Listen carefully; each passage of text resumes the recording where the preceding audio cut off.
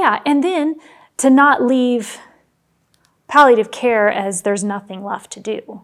Because the truth is, like, as long as the person has life, there's still things for us to do. It might not be for cure, but it's looking at, are you in respiratory distress? Is there pain? Is there, like, any number of symptoms? But apart from just the physical things, is there depression? Is there some broken relationship that needs to be mended? Like, where does the patient want to be?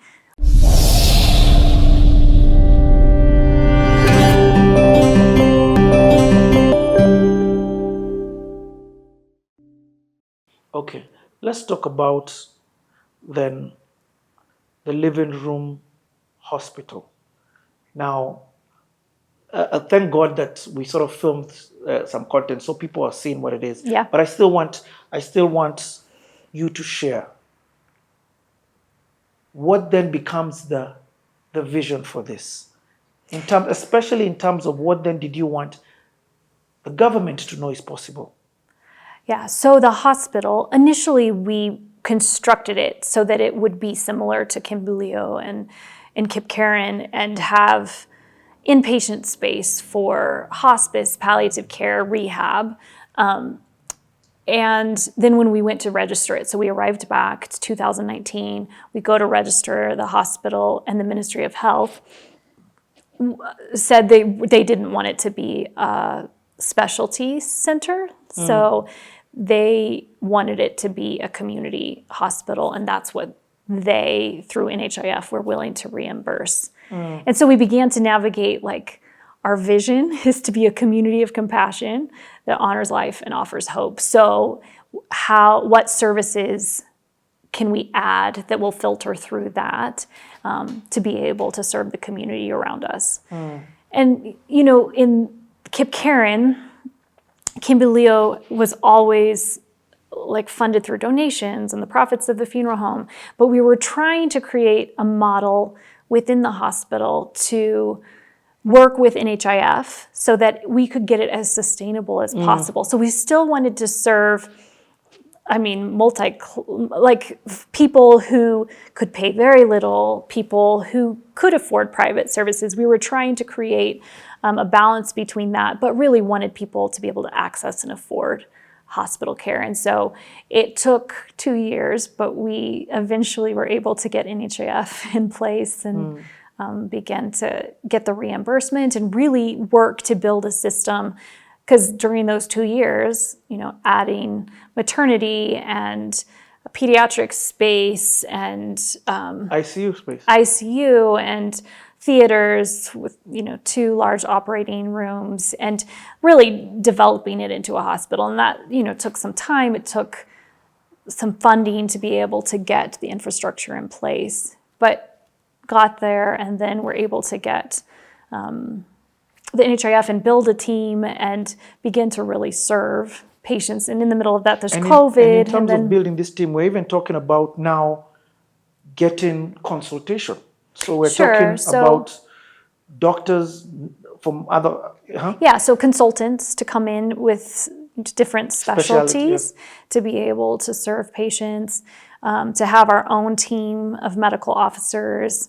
Recently, in the last couple of years, we've begun partnering with family medicine, so working with different family medicine doctors where they have residency programs where the students train at living room. So just different elements to, like, strengthen the services that we can provide and to try to do it as affordably as possible. And since we weren't just a hospice or a palliative care center, wanting to communicate to the community around us what we were becoming, and outpatient services and inpatient and all of the different elements. Yeah.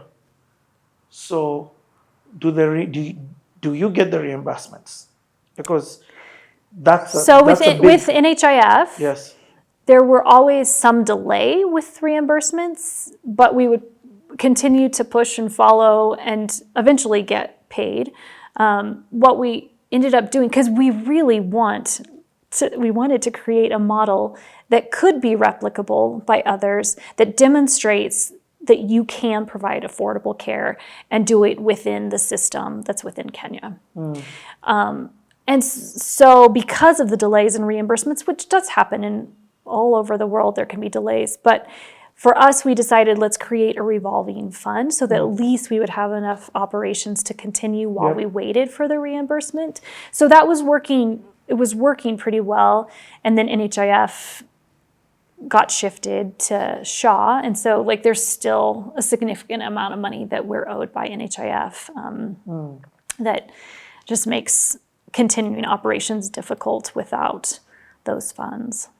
So now, because it's been months since SHA has been on. Since October. Have you got any reimbursements from SHA? Minimal. So what percentage of what you owed? 22%. 22%. Wow. So 78% hasn't been paid. Plus a large percent that we were still owed when NHIF went away. So this is the challenge. It's like really wanting to stay and not abandon the system so that people who can't afford to pay cash can still come. I mean, it's what we're still doing, but we're holding on, like hoping and praying and advocating and like trying to push where we can or follow up where we can. Because if we can be reimbursed, just like so many other hospitals across the country, then we can continue to serve the community around us, to provide a quality of care that would be hard for them, to find elsewhere, and really to partner. Like, I feel like there's value in public-private partnerships. So it's not like we're competing so much with anyone. Like, we're just trying to provide a quality service to this community that we're in. Wow. Okay. Let me break Does that that down. make sense? Yes. In fact, I want to break it down more layman. I want to repeat what it is that you said. Part of your core mission is to provide quality health care to people who cannot afford your hospitals if they were to pay with cash, or cannot afford even to go to hospital. Forget even just your hospital. We're talking about the poorest of the poor who maybe don't even have the NHIFs and the SHAs, but then the ones who have them but still can't afford. So hence why this comes in handy. And then there's also the third group of people who can afford private healthcare. So your balance is not to concentrate and turn this into a for-profit completely business model where you're like, you know what, if this is what we're going to do to stay afloat, then forget about this thing. Because part of your heart is looking back and saying, how do I offer what I have received to those who can't receive? And believing that there should be equity within health. Like that there's a human right to be able to access health. So within Kimberleo, having close to a free service. At the hospital, having general services that if you have SHA or NHIF, like almost entirely, like that should cover the cost. Maybe there's something that, it's hit or miss, but that should cover your costs. And then for the private, to be able to have private rooms, access to gardens, like to have corporate insurance or pay cash or however you can afford. There's people who have different abilities to pay, but I would like all of them to be able to access and afford care. If the model of SHA works in terms of reimbursements being done, I do understand sometimes it may not be done directly on time. Yeah. But even if there was a lag, yes, if they will reimburse, we can be 90 to 95% sustainable. I mean, and I think in time, I think we can be 100%. I mean, I think we don't have enough of a lag time, haven't had enough time to actually prove the model. But we were close when NHIF ended. Like, we were close to demonstrating you can do this. And wanting this to be something that could be shown to others, that in other areas of the country where they could potentially replicate it. Wow. Okay. I still want to spend time talking about the hospital, because there's this other aspect of the hospital that I think is uniquely offered by the living room hospital that I think should be adopted by all other hospitals. And for me, it is the foundation of compassion. The foundation of compassion that everybody, that is approached to everybody. And I will let Gladys explain it to you right now so you can understand what it is that I'm saying. And then now after that, you also have private wards. We do. So we'll show you that. Okay. Maybe I can introduce you to our director of nursing, Gladys. Gladys has decided to. Sorry. Can I introduce you to our friends? Sorry for interrupting. Hi, Gladys. Hi. Pleasure to meet you. Nice to and meet thank you you for too. all that you're doing. Thank you. Thank you. We appreciate. Love it. Welcome to Living Room. So Gladys is our director of nursing. She obviously is Kenyan, but trained in the U.S. and worked in the U.S. as an ICU nurse, Wow. and then came back. And so we're really privileged to have her along with all of our team. Yep. Can I just ask one question? Sure. How has the experience at this particular hospital, have you worked at different hospitals in Kenya? Yes. What would you say is the difference with this particular institution? I believe one, it's our vision. Here at Living Room, we provide patient care with a lot of compassion. We are driven by our vision to make sure that those patients who may not be able to receive this quality of care without paying so much are able to receive it. Because you find some patients are not privileged and they may not be able to pay. But at Living Room, through share and other options, we are able to give them the same quality, like somebody would pay a lot for it. So for me, that's different. We are not driven by money. Most facilities you would find it's pay or just leave. But for us, we try to find ways to help them when we can. And when we admit them, they get the same quality. Yeah, so I think that's the difference. I love that, and we have seen that.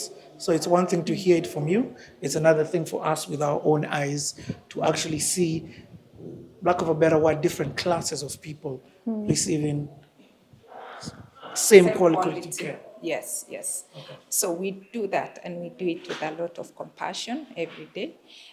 We involve our families, the patient relatives in our plan of care. We just even finished a family meeting where we discuss the goal of care so that it's not just the doctor dictating what needs to happen. We sit with the family and then they are able to express their concerns, which we can address, and then their wishes and the wishes of the patient. We involve the patient and their relatives also.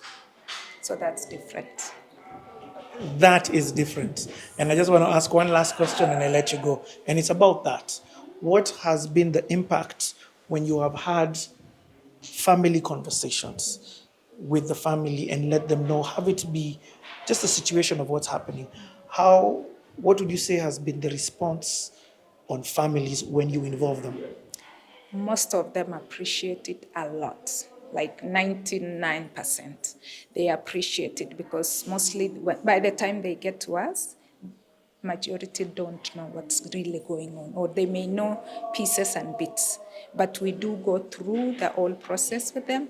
They are explained the process, the disease process, where their patient is at, what treatment plan is on board, and they can also contribute their ideas and their wishes, and then we blend it together. We come up with a plan of care, which both the family and the staff can work towards it. Yes. I'll end by just saying thank you so much for what you do. God bless you, God support you, God give you wisdom, God bless your hands and the rest of your team. I receive. You're amazing in what you do. Thank you so much. We appreciate you too. Thank you. Thank you, Gladys. Thank you, Gladys. So I also think the hospitality piece. The hospitality piece. No, I mean, like, for sure, even just the optics. Let me even just add and say, I even think your optics are just the beauty of the space. The moment we entered, the first thing Aizo said is, "Oh, are we at a hotel?" You know what I mean? So yes, the hospitality and the compassion, the care, and speaking to that in terms of, and then now the understanding that you do have offering for private. We do. So if you're watching this and you're looking for a space, especially for this palliative care, and I love what you said about palliative care. Let's talk about that section, that group of people who are looking for that kind of a space. So palliative care is an area of medicine where from the time of diagnosis, so often it's associated with cancer or heart failure or some advanced disease, that from the time of diagnosis, like palliative care should be accompanying your treatment. So looking at pain and symptom management and psychosocial support. Now, one of the things that's happened both in Kenya but also beyond here is that palliative care is often associated only with death and dying and very last days. And so that's an unfortunate thing, because if we could start earlier, then there's like really a focus on comfort and what are the social issues that like need to be addressed, or what are the spiritual issues, like from a multidisciplinary approach really early on to accompany the family and patients throughout their care. But what we do at Living Room, both in private rooms as well as in our general spaces, is to provide holistic care. So people come with different diagnoses at different stages. Some it's earlier on, some it's very late, but the goal is we really do focus on looking at your pain, looking at your symptoms, meeting with families to talk about the diagnosis, what are our goals of care, and when I say our, I mean what are your goals of care, and really like doing it from a team approach and wanting people to feel in a hard situation that they're supported, that they're not alone, that there's within the hospital, there is a community that is providing care and accompanying the family and patient through the time. Why is everybody flying off to India? Is it that some operations, tests, diagnosis can't be done here? Is it simply a cost thing? Why, and is there stuff that...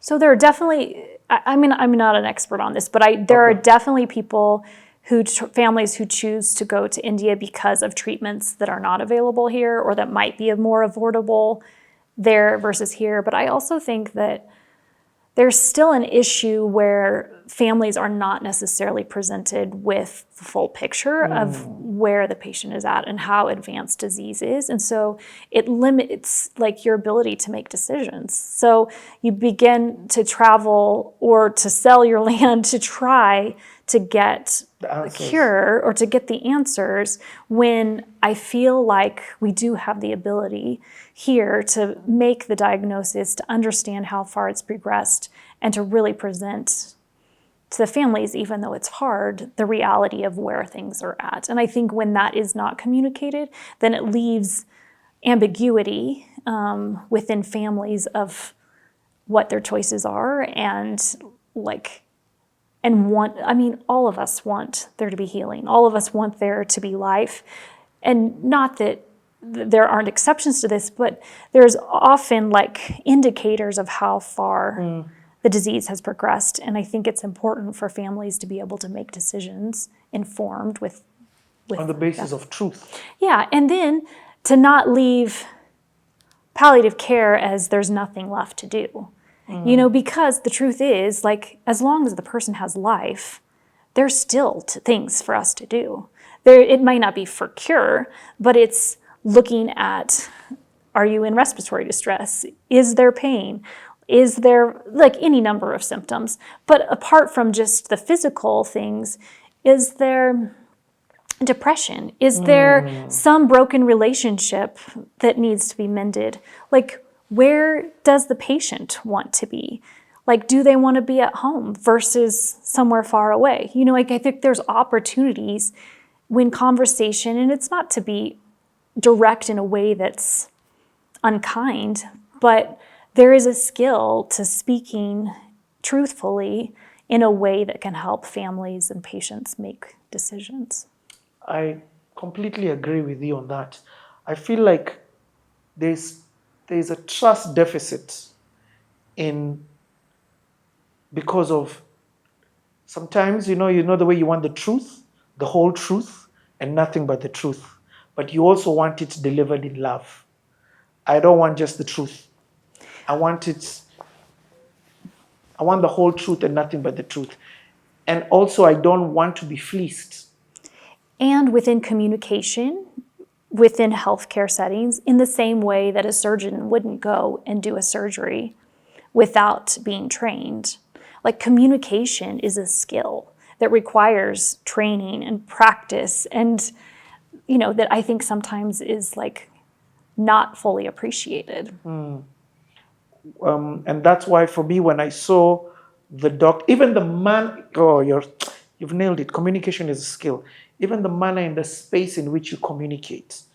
And a lot of this communication also needs to be done to the supportive community. Have that community be the family, have that community be nuclear family or And let extended. the family decide who is going to participate.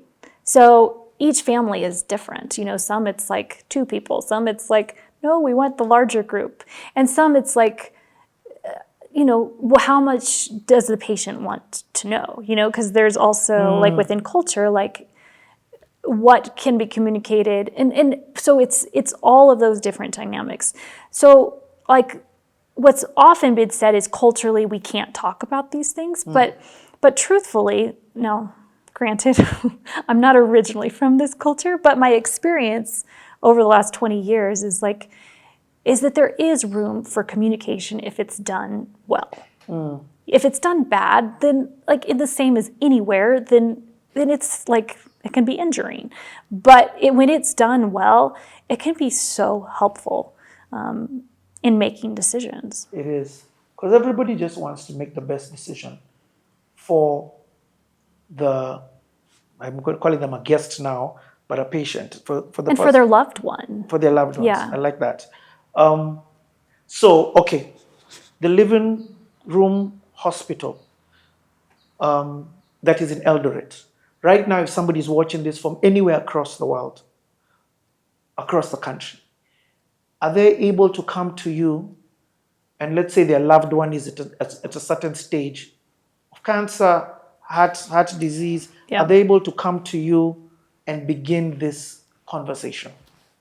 Yes. So the best way, and we'll have a phone number that you can Yes. use so that they can coordinate through our patient care coordinator so that he can help guide when and how to come and like make sure that like they understand where they're coming and all the different details. So, and one of yes. the things that I'm also putting up is the website, because the Sure. website has this details. It does. Yeah, the website has this details. So just go and check out.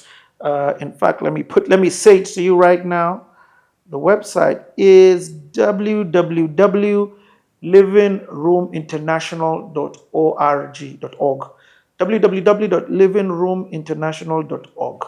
So there, under the contact details, you'll be able to call. And what are the steps when they call? Like, for example, when they call, who answers the phone and who do they get to speak with? So the patient care coordinator will answer the phone and will help guide them as far as where they're coming from and what the condition or what, like just the different elements of where they're at and what we can do. And so, if somebody's coming from far, we want to make sure that they have enough information before they travel. Oh, I love that. So you're already thinking about, it's not just about booking, traveling and then coming and then finding out that. Well, there would be service. So if that's how you choose to do it, but I just want to make sure that people feel really supported and cared for even before they come, and that they know that there's a team that will provide care.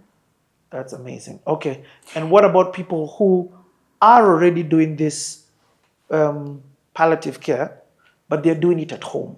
They're doing it at home because they don't know that this other option is available. Sure. So if it's going well at home, if your pain, your symptoms are managed, if you have a team that's following you and you're comfortable, then I would stay with that. If there's a lot of uncontrolled pain or symptoms, if it's becoming too much for the family at home and they need respite or they need more support, then I would also call, and that's often who we take care of. Yes, and what I'm trying to say is you then have the facilities and the space for private rooms. We do. So again, calling ahead can ensure, like if you're traveling, that either the room is booked or that there's a space available. So apart from palliative care, we do acute care. So we do surgeries. We have space for ICU, for pediatrics. Like we have, that is what we initially did in palliative care, and it's still something that we continue to do. But I had someone just this past week, their mom is sick and they're trying to get a diagnosis, and so they wanted to come. So we're arranging for that. So there's definitely opportunities for different hospital services. Yes. In fact, what I'd say is also, for more information, if you'd like to see, we went around with Juli in Kimbilio and in Living Room International Hospital. Yes. We took a whole tour, and we got to, so in this tour you get to see the different services they offer, you get to see the different rooms, and this is actually real life footage. There's no additions that we have put. There's no AI in it. No AI. It is how you see. So yes, the beauty of the space does look like that. The rooms do look like that, and it gives you a sort of understanding of the space that you're coming. Yeah. But to me, this is I feel like this is a reflection of God's heart. Is He doesn't give us leftovers. He cares about beauty, and even in the midst of the hard, that there can be places of respite and refuge. Do you know, just being here, nature, the feeling that I automatically get is one of just. But So I think you've it's done an God's amazing presence job. too, Yeah. peace. But I feel like you've also allowed him to, thrive in the space. So we ended with the chapel last time. Let's start with it. Yeah, we ended there, didn't we? Yeah. So in the garden right now, it's a family meeting. So Okay. they're discussing prognosis, treatment goals. Oh, now So it's our clinical team meeting with a family to talk about, one of the patients who Yes. maybe they don't know the diagnosis or they don't know where they've reached in treatment. So it's to gather outside and to have space for families to ask their questions. No way. So, no, that's incredible. Yeah. Because normally the spaces you meet, this is in the doctor's office. You're 6 of you seated out there waiting for your opportunity to enter. So even when I saw that, I was like, no, that's. So the doctor would be there at first. Any questions? Explain. Then they'll come out, and then if the social workers, the chaplain, the counselor, they can continue with the family as they make decisions. Okay. And in this space, this is a much bigger space. So I'm sure in terms of even staff, much more staff than the previous space. So we have around 200 staff here. Around 200. Yeah. And that means you also have specialists who come in. We do. So we have consultants. consultants that work with us and come in with surgeons and intensivists and OB-GYN and pediatricians. Wow. So That means you also have the equipment? we do. Okay, and we'll be seeing that. But we're going to start with the chapel. I love that you kept the same look and feel. So it started here. Oh, it started here. We built the first chapel here, and then we said we wanted to take it to Kip Karen, so we did. Nice. Yeah. Again, see the other one, see this one. See the other one, see this one.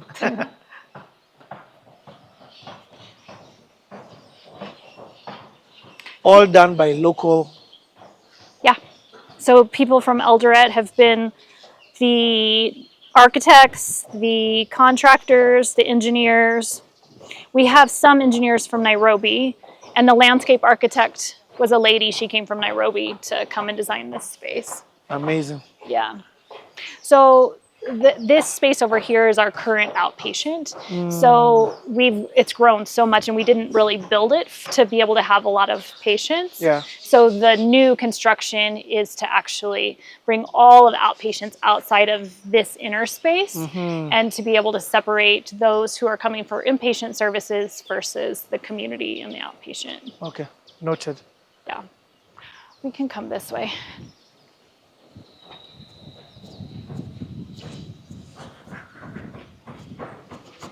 Battery. Okay.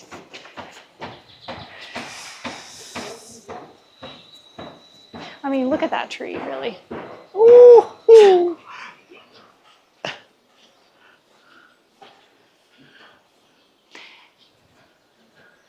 How are you? Fine, thank you. Good. You know, God didn't make mistakes when he made plans.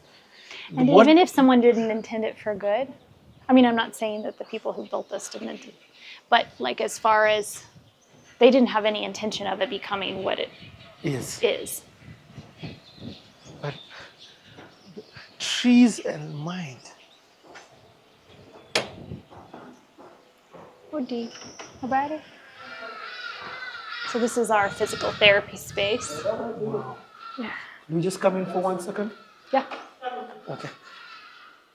So we do Wow. inpatient, outpatient. I want you, come on in. I want you to see the equipment that's here.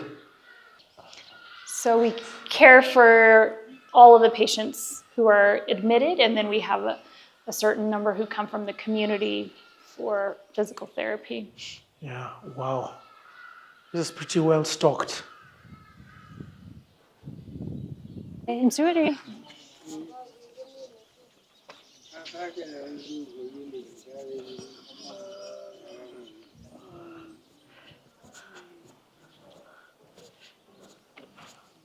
Oh my God, Julie. God bless you.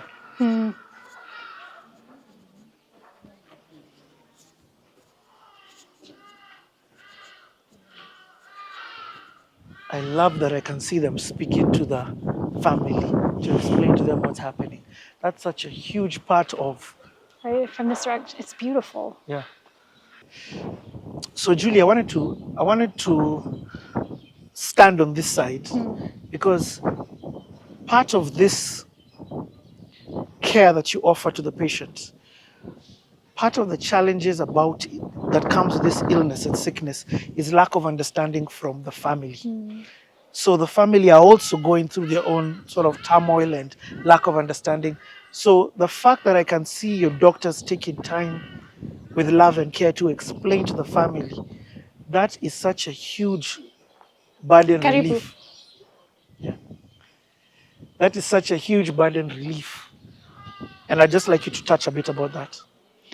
Yeah, I think that we're not just caring for a person, we're caring for families, and decisions aren't made by individuals. And so the ability to have space, especially outside, for a multidisciplinary team. So doctors, nurses, social workers, chaplains, to be able to gather with families and to be able to explain what's happening and to be able to help allow for families to be able to make decisions based off the information that needs to be communicated. And so sometimes it's that there's not something more curative to do. But so what are your goals? Do you want to be in the hospital? Do you want to go home?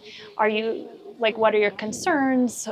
Is there still pain or symptom management that you want us to look at? So it's like really working with the family to also address the issues that are occurring with each patient. So, and because every patient is unique and every family is different, then there's different levels of awareness and acceptance, and but it's our responsibility and our privilege to be able to accompany families and to accompany the patients, and so we feel like it's a really important piece of our work. Thank you. Let's go in and see. So we'll just go through here. a male ward and a female ward. So my mentor, Joe Mamlin, his name is above the male ward, and his wife, Sarah Ellen, both of them have been teachers for me and so many of us on what compassionate care looks like. And so whether they would want their name on the ward or not, we feel like it's not for them, it's for us to like continue to teach us how to love these patients. So we have 4 wards, general wards, 2 female and 2 male. Oh, nice. Yeah. And how many can be held here? So this is like between the 4, there's 32 beds. Okay. Yeah. And then now after that, you also have private wards. We do. So we'll show you that. Okay. Maybe I can introduce you to our director of nursing, Gladys. Gladys has decided to. Sorry. Can I introduce you to our friends? Sorry for interrupting. Hi, Gladys. Hi. Pleasure to meet you. Nice to And meet thank you you for all that you're doing. Thank you. Thank you. We appreciate it. Love it. Welcome to Living Room. So Gladys is our director of nursing. She obviously is Kenyan, but trained in the U.S. and worked in the U.S. as an ICU nurse, and then came back. And so we're really privileged to have her along with all of our team. Yep. Can I just ask one question? Sure. How has the experience at this particular hospital, have you worked at different hospitals in Kenya? Yes. What would you say is the difference with this particular institution? I believe it's. Hold on 1 second, sorry. I believe one, it's our vision. Here at Living Room, we provide patient care with a lot of compassion. We are driven by our vision to make sure that those patients who may not be able to receive this quality of care without paying so much are able to receive it. Because you find some patients are not privileged and they may not be able to pay. But at Living Room, through share and other options, we are able to give them the same quality, like somebody would pay a lot for it. So for me, that's different. We are not driven by money. Most facilities you would find it's pay or just leave. But for us, we try to find ways to help them when we can. And when we admit them, they get the same quality. Yeah, so I think that's the difference. I love that, and we have seen that. So it's one thing to hear it from you. It's another thing for us with our own eyes to actually see, lack of a better word, different classes of people receiving same quality care. Yes, yes. Okay. So we do that, and we do it with a lot of compassion every day.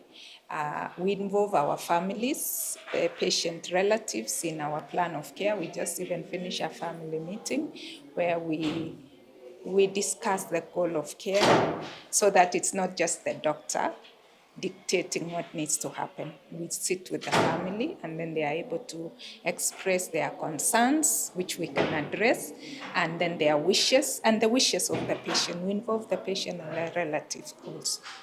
So that's different. That is different. And I just want to ask one last question and I let you go. And it's about that. What has been the impact when you have had family conversations with the family and let them know, have it be just a situation of what's happening? What would you say has been the response on families when you involve them? Most of them appreciate it a lot, like 99%. They appreciate it because mostly by the time they get to us, majority don't know what's really going on, or they may know pieces and bits. But we do go through the whole process with them. They are explained the process, the disease process, where their patient is at, what treatment plan is on board, and they can also contribute their ideas and their wishes, and then we blend it together. We come up with a plan of care, which both the family and the staff can work towards it. Yes. I'll end by just saying thank you so much for what you do. God bless you, God support you, God give you wisdom, God bless your hands and the rest of your team. I receive. You're amazing in what you do. Thank you so much. We appreciate you too. Thank you. Asante. Thank you. Thank you so much. Thank you. Sorry for interrupting. It's okay, no problem. Asante sana. So this is where this all was added after we became a community hospital. Okay. So in 2022, we opened a maternity unit. This is main theaters and A ICU. maternity unit. Yeah, I'll show you. So like, you've got a couple of kids. Lots of kids. So until NHIF stopped, we were a part of Linda Mama, so that even if people didn't have NHIF, they could come and deliver here. So just first walk me through. So you said we're going there, Yeah. and that's the maternity ward. Yeah. What's on this other side? So we have 2 main operating rooms, so 2 theaters, pre-op, post-op, and then we have a 4-bed ICU. Wow. Okay.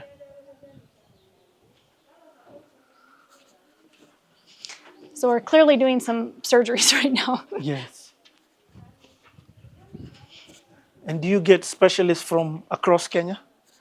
Or do you have, Mostly Eldoret. We have okay. a team. I mean, there have been, hello, how are you? Good. There have been others that have come, but it's mostly Eldoret. And you do get the speciality for what it is that you require? Yeah, we do. Yeah, so we have a labor and delivery. We have a postnatal unit. We have a small newborn unit. And then here is a theater for emergencies, C-sections. So, Wow. And let me ask you about the C-section. yeah. You know the thing about the love, when the foundation is compassion, I really like that word that you used. I'm sure then that means the rush for operating via CS is probably less, or how does that work like? It's just based on need. So if our team assesses that they're not progressing, that it's becoming dangerous for the mom or for the baby, that's when we would do it. Otherwise, they would continue to labor and deliver. And so it's not like a matter of convenience, or we're not rushing the mom to deliver. It's just if it becomes dangerous, then we would go to C-section. Yeah. I ask that as somebody who has the understanding that sometimes some spaces rush for CS because it's more costly. So because it actually, we're not going to get reimbursed what it costs anyways. Like we would do it purely because it's the right medical decision. Yeah. Okay. And that's the ICU side. Yeah, we can at least go into the part of the space. Hello. You guys are busy over here. Wow. So you can just see from here. I'm not going to take you in, but this is our operating rooms. This is our ICU. I don't know if there's anybody in there. Let me just check. So we'll just stand from here. Lucy, these are our friends from Nairobi. They're telling part of our story. So, so this is our ICU. Wow. In an essence, can I say, I'm glad that you are forced to grow. Thank you. You know what I mean?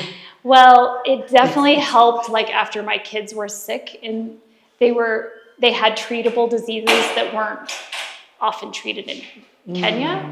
So like it shifted something in me as far as wanting what should be available to be available for them and other kids is what I would say. Wow.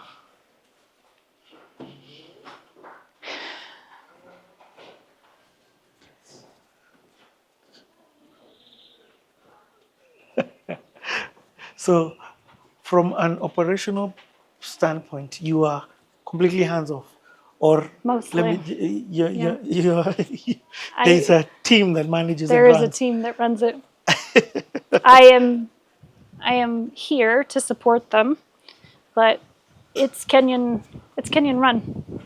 Wow.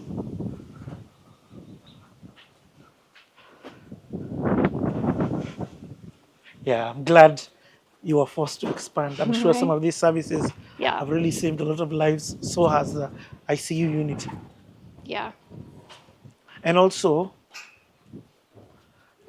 It also makes us good neighbors. yes,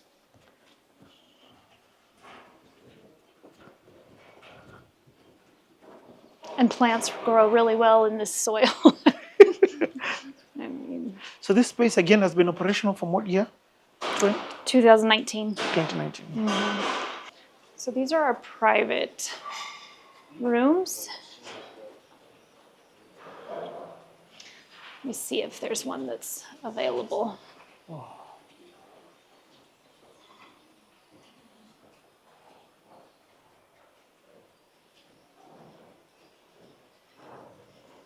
Let me see.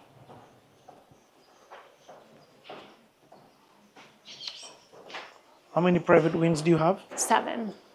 Wow. Let me see. Nobody? Yeah. So this is our space for giving chemo. So it's out into the garden. Each of these rooms have a private garden. Let me just see what's here.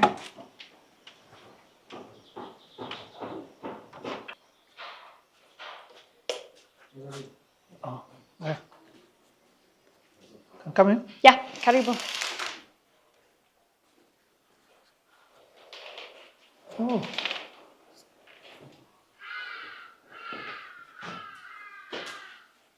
Sorry. Oh, I thought you fell.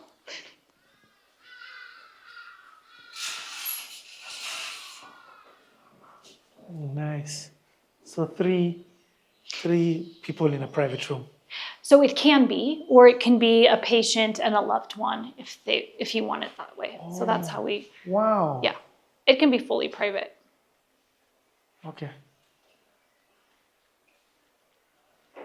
And then I don't have the key for here, but each of these have like a garden space.